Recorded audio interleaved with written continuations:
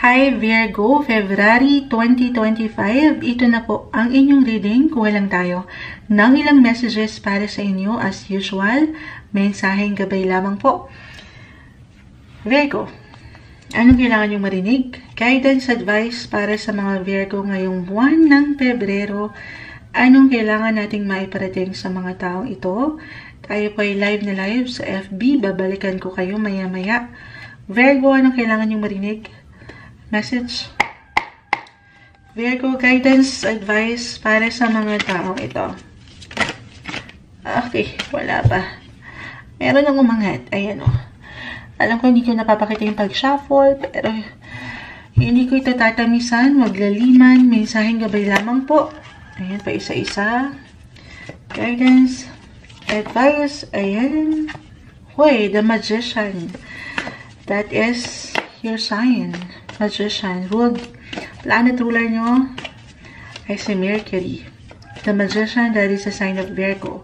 Sige po. Add pa tayo, guidance, Virgo, February 2025. Ano pang kailangan yung marinig? Okay, ayan na.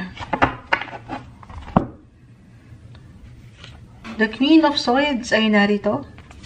King of Pentacles, Reverse, Six of Wands, sinasalubong na tayo ng mga chicken. Time check, 11:21 PM pa lang naman. Para may mga manok na. Five of Cups, the Ace of Wands, Reverse, the Two of Swords. Okay. February 2025, Virgo. Good morning. Good morning. Narinig ko na yung mga manok. Gigisingin kayo dito. Baka ganun to, Virgo. Diba? Mai-relate lang. Gigisingin kayo ng alin? Ng inyong mga diwa. The Ace of Wands. Or maybe kailangan yung paangatin. February 2025. Eto. Kanino ba kayo bumabangon? Kaya sumasang-ayon. Kanina manok. Ngayon naman doggies. Nasa zoo ba tayo, Munsa? Sandali. Patahimikin muna natin bahagya. Wait lang po. Ayan, ayan, ayan. Tuloy na natin na why magtuloy-tuloy ang katahimikan, Virgo. Ibabalik ko ang katanungan. Sino ba ang inspirasyon mo? Kanino ka ba bumabangon? Sa mga chicken ba yan? Ginigising dito ang iyong diwa. Dito sa iyong mga inspirasyon. I feel February 2025. Andito yung pagka-busy, productive, or umaangat dito yung sense of responsibility and purpose nyo sa ilang gampanin nyo sa inyong buhay, pamilya, trabaho, especially. Meron kayong kukumpletuhin or makukumpleto, tatapusin para sa mas masasaya, mas kalma, mas magical na buwan ng Pebrero. Na ang ganda. I feel dito, hindi nyo ba man yan ma-realize? I-claim na natin, okay? Na meron akong success, meron kayong ma-achieve na maganda ngayong buwan. Lalo pa, kung ngayon pa lang, alam nyo sa inyong mga sarili, na patuloy lang kayong nagsisikap, nagwa-work, grind kong grind, laban kong laban. Ito, kasi umaangat yung inspiration nyo eh. Or andito yung inspired action nyo. Balance ang umaangat. Balance is the key. Buksan nyo lang yung mga mata for some of you. Okay? Buksan ang inyong mga mata sa ilang posibilidad na meron pa. Huwag kayong panghinaan ng loob. Meron pang meron pang pwedeng magagandang ihain sa inyo o ihahain sa inyo ang universe.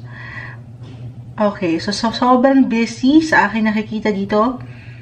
Meron kayong ilang ipa-priority, trabaho, pera, pamilya. Hindi siya magiging madali.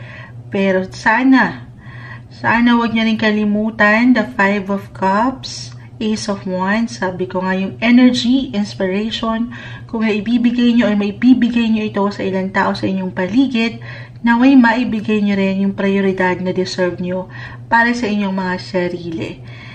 Dahil sa sobrang busy natin, baka hindi nyo na napapakinggan ang inyong mga katawan. Physically, mentally, emotionally, sa part na ito, kayo po higit na makapagsasabi.